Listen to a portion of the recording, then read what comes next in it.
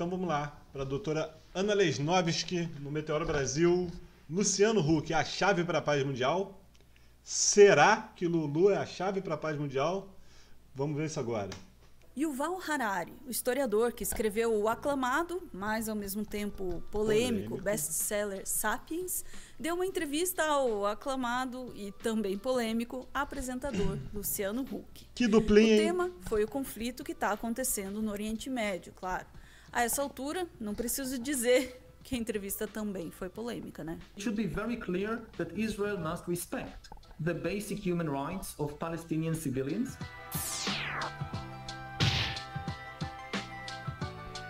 A entrevista aconteceu no dia 29 de outubro na Globo News.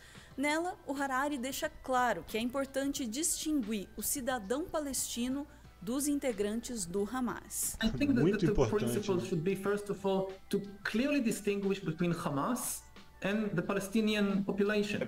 Hamas is a terrorist organization. Palestinians, people are not Hamas. Some of them support Hamas, but it's still not the same thing. Essa distinção é uma distinção importante, que nós mesmos, aqui no Meteoro, já fizemos questão de destacar antes. Mas ela não explica por que os ataques de Israel não acontecem só em Gaza, que é dominada pelo Hamas.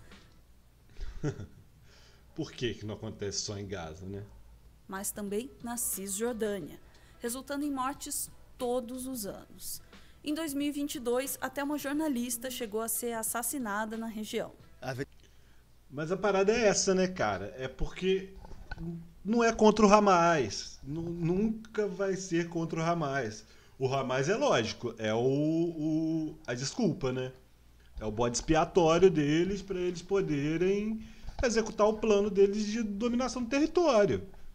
Não é como se eles quisessem conviver com os palestinos ali. Além de todo o domínio forçado que eles já impuseram, de controle de área, do apartheid sobre os palestinos, essa ideia, esse discurso contra o Hamas não se sustenta mais, porque o discurso deles é contra os palestinos, é um ódio aos palestinos, é querer expulsar eles da terra deles, e nem só expulsar, é querer traumatizar essa galera para que eles não queiram voltar depois, sacou? É destruir suas casas, é destruir todas as suas propriedades, destruir sua cultura, destruir seu universidade, cara. Os caras explodiram a universidade, explodiram um hospital, é desestruturar tudo que existe, toda a forma de organização que os palestinos têm, é desestruturar para eles não terem para onde voltar. Entendeu? É como se Israel... É como não, é Israel tomando à força o território e não vai deixar eles voltarem. Não tem a menor chance da Palestina voltar a ocupar os espaços de antes. Porque são quantos anos de colonização que vem acontecendo, ninguém faz nada, o território todo subdividido, o que é a Palestina nos mapas... Eu vi aquele babaca daquele André Lajaste, um negócio assim, mostrando o mapa da Palestina com o maior orgulho, sacou? Sendo que, tipo, o mapa de Israel...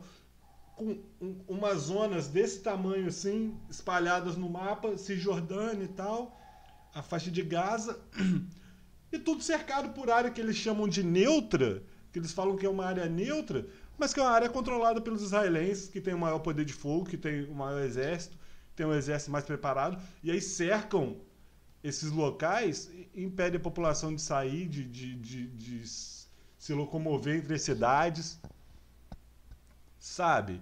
E toda a violência perpetrada contra o povo da Palestina. E normalizamos isso. A mídia normaliza, todo mundo normaliza. Isso é uma loucura, cara.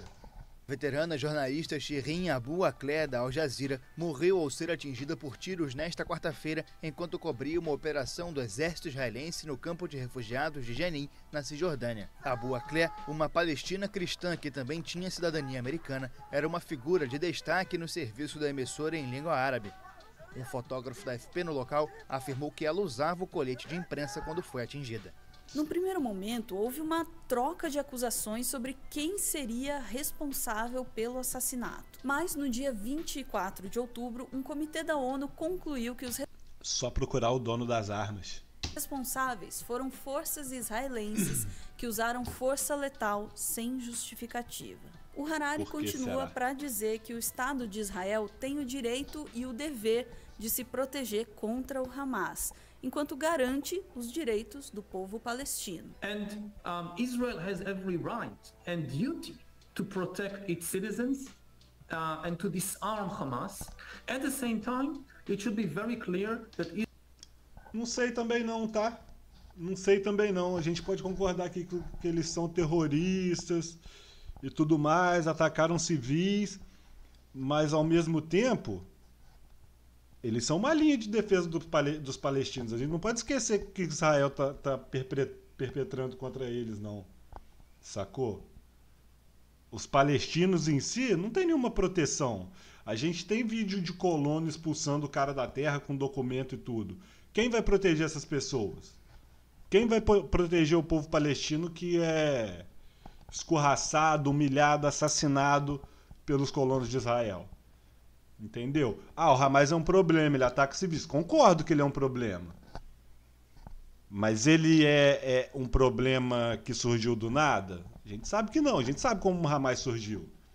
A gente sabe a influência que Israel tem na criação do Hamas, na ascensão do Hamas ao poder.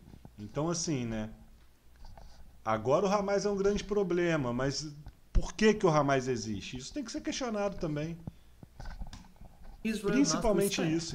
The basic human rights of Palestinian civilians, and that the aim of this war should not be just to disarm Hamas, but to create conditions that will allow Palestinian civilians to live in their homeland, dignified lives and peaceful lives at some point in the future. É uma posição bastante... Em algum ponto no futuro. Que ponto no futuro, meu irmão?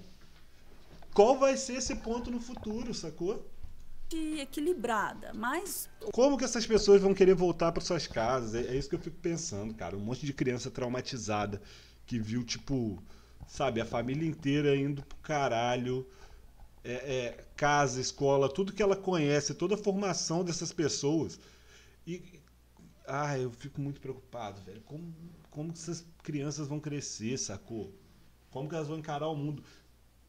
E sem pátria, porque vamos colocar que essas crianças sobreviventes que hoje têm 7, 8 anos, com 15 anos, quando está na adolescência, assim, caminhando para a vida adulta, tem que tomar suas decisões de quem vai ser, de um futuro. Claro que a realidade deles, eu não sei nem se isso é viável em algum momento, se isso passa, mas assim, sabe, me comovo baseado no nosso contexto. Mas, cara, de qualquer forma, é a formação da capacidade cognitiva dessas crianças, sabe? Como que elas vão lidar com isso no futuro? Qual vai ser a consequência disso, sacou? Onde elas vão estar? Porque em casa eu acho que elas não vão querer ficar em casa, né? Um lugar que eles foram expulsos, hostilizados. Ouvindo isso, é fácil enxergar as investidas por parte de Israel como apenas uma resposta ao ataque do Hamas. O jornalista Andrew Fishman, do Intercept Brasil, destacou que os ataques de Israel começaram bem antes dos ataques do Hamas do dia 7 de outubro. Só neste ano já bombardeou Gaza em maio, restringiu direitos de prisioneiros palestinos, matou manifestantes pacíficos e apoiou colonos israelenses extremistas quando eles invadiram e incendiaram povoados palestinos. E mesmo depois dos ataques do Hamas, o número de crianças palestinas mortas em Gaza já passou de 3.000. É difícil acreditar que todas essas crianças eram parte do Hamas. Também é importante lembrar que a ocupação da faixa de Gaza e da Cisjordânia por Israel já acontece desde 1967, após a Guerra dos 6 Dias, desde muito antes da existência do Hamas. O Harari diz que a gente deveria deixar de lado a ideia de fazer justiça para poder alcançar a paz. Because there has not been a single peace treaty in the entire history of humanity which provided absolute justice. All peace treaties, they require compromise. Mas o Fishman responde que nunca haverá paz sem justiça. É evidente que nada disso justifica. É um discursinho bem merda, né? De tipo assim, você quer a paz? Então você que se conforme em ter seus direitos reduzidos, você que se conforme a ter seu território reduzido, você que se conforme a ter sua vida ameaçada, a ter sua vida controlada por esses invasores, sacou? Como assim? A gente fala eles falam que a paz exige alguma injustiça, porque a gente sabe para que lado que a injustiça vai ter que ser feita, né? Que a injustiça vai ter que ser pro lado o mais fraco vai ter que aceitar a injustiça. Quem não tem a nação azul e vermelha nas costas lá, é eles que vão ser os injustiçados, né? E qual que é a paz? Como que a gente vai conseguir a paz? Justifica os atos do Hamas. Mas apresentar o conflito como uma mera ação defensiva de Israel não seria honesto. O Harari não ignora o fato de que o Estado de Israel falhou em buscar a paz com os palestinos, mas atribuiu toda a culpa ao governo. Falhou não, ele não tentou. Não tentou. De Benjamin Netanyahu. Again, I've been a very strong critic of the Netanyahu government's policies on the occupation, on the settlements, on the way it didn't try even to pursue peace with the Palestinians, on the way it adopted, frankly, racist ideas of Jewish supremacy, because there won't be peace for anyone, including for the Israelis, unless millions of Palestinians who live under Israeli occupation or live in terrible conditions in the Gaza Strip have a future to hope for, all the rights and things that Israelis enjoy. Novamente, é importante destacar que as políticas israelenses voltadas contra o povo palestino não começaram com Netanyahu. Como a gente já disse, a ocupação começou em 1967, como até mesmo Antônio Guterres, secretário-geral da ONU, já pontuou. Os palestinos têm sido submetidos a 56 anos de ocupação.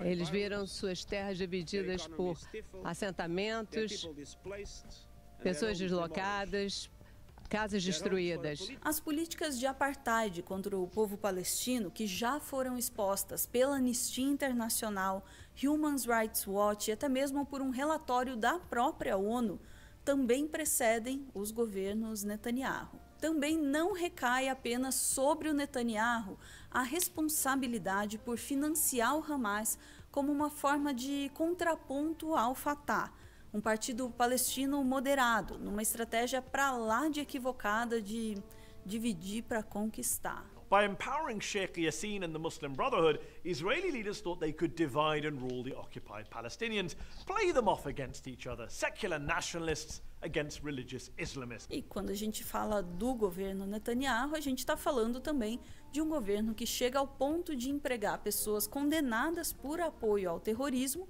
em cargos de ministério. Seu governo é de extrema direita, tão extrema que o ministro de Segurança Nacional já foi condenado por apoiar terrorismo, incentivar racismo contra palestinos. Mas a gente não pode fazer de conta que o problema se resume ao Netanyahu. Como que a gente vai falar que, tipo, querem a paz, buscaram a paz? Não buscaram a paz, eles buscaram a injustiça. Eles querem a injustiça, eles não querem a paz. Harari e Huck concluem a conversa falando do antissemitismo. Esse é um problema que existe no mundo inteiro, independente do conflito entre Israel e Palestina. O antissemitismo, ele precisa só de pretexto. Ele não precisa necessariamente de motivo. Mas isso não significa que o conflito não tenha afetado, sim, o número de casos de antissemitismo. Conflitos no Oriente Médio frequentemente desencadearam um aumento nos incidentes antissemitas. De fato, no mundo todo, a gente tem visto os incidentes de antissemitismo aumentando. O Financial Times informa que na última semana, judeus que vivem na capital da Alemanha, Berlim, têm acordado com uma visão arrepiante. Estrelas de Davi pichadas nas portas da frente de seus prédios de apartamento. Também, né? Harari, obviamente, condena o antissemitismo, mas para ele a discriminação contra os judeus e o não apoio a Israel estão misturados. I think the key message should be that it is fine for Brazilians or for anyone else to care about the suffering of Palestinian civilians in Gaza. This is completely legitimate, but this should not lead people to support the extermination of the state of Israel or to support violence against Jews. Não, cara, não. Bom, a destruição do Estado de Israel, talvez sim, porque não era nem para estar lá, em primeiro lugar. Muito menos constituído como um Estado da forma que é constituído, né? Com o poder que tem sobre o território que não lhe pertence. E em relação à violência contra os judeus, todo mundo concorda plenamente, é óbvio. Não tem nada a ver, até porque não é uma questão religiosa. Não se trata de um ataque à religião judaica. Não tem nada a ver com isso. Bom, eu imagino que não, né? Pelo que eu vejo, não. É um povo judeu? É um povo judeu. Mas o que o povo que está em Israel, o que os governantes de Israel estão defendendo, não é nada religioso, pelo contrário. Sacou? Tem nada de religioso ali. Não é por religião, aquilo ali é por política, aquilo ali é por território. Aquilo ali é por ter um espaço, um pedaço de todas as outras nações imperialistas dentro do Oriente Médio. Para poder pressionar as outras nações, para poder espionar, para poder... Sabe? Então, assim, não é violência contra o povo judeu, mas Israel vai sofrer represália. E é triste que a consequência esteja sendo essa, que as pessoas não têm essa clareza do que é um judeu e do que é um israelense que está determinado a exterminar os palestinos, sacou? Eu acho que não dá para fazer essa correlação direta entre a religião e a política do Estado de Israel. Não vai. Tanto que até os judeus ortodoxos foram agredidos em Israel, sabe? Não é uma coisa religiosa, mesmo. Jews across the world. Essa é uma mistura que, para o Fishman, não deve ser feita. Criticar Israel não é antissemitismo. Os defensores de Israel tentam rotular qualquer pessoa que critique o governo de antissemita ou racista contra judeus. Sou judeu. Estou aqui para te dizer que isso é uma mentira. Claro, existem críticas que chegam a ser antissemitas, mas nem tudo é. Para isso fazer sentido, você teria que entender que o Estado de Israel e o povo judeu são a mesma coisa. E essa premissa é sim antissemita. Israel não representa todos os judeus do mundo. Milhões de judeus, como eu, não defendem o conceito de um país só para uma religião e uma etnia. A gente queria terminar reforçando: nenhuma forma de discriminação é aceitável. O apartheid dos israelenses contra o povo palestino não é aceitável, e nem o uso disso como justificativa para o antissemitismo. E mais uma coisa: Free Palestine. Free Palestine, é isso aí.